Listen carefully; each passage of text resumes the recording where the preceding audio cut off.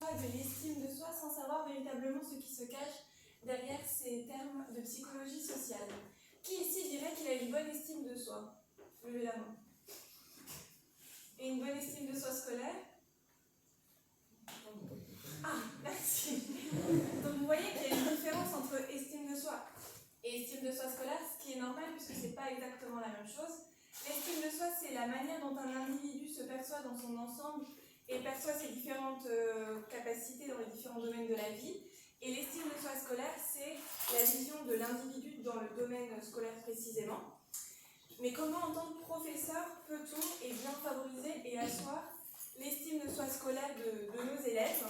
Et bien, afin de répondre à cette question, j'ai mis en place un protocole cette année avec une classe de terminale STMG.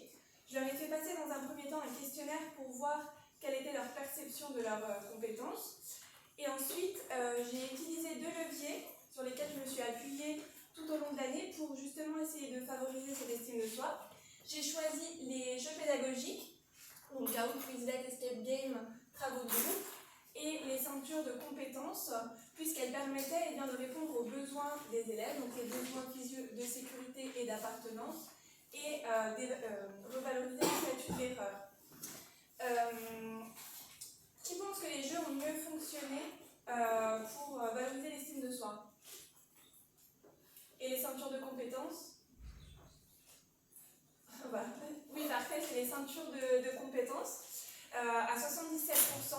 Donc j'ai essayé de dégager 3 facteurs qui ont pu exprimer cette motivation et qui sont à l'origine d'une meilleure estime de soi. Donc il y a la stabilité, puisque le dispositif des ceintures, c'est un repère stable qui permet de développer le sentiment de sécurité et de confiance et d'instaurer un climat de classe bienveillant.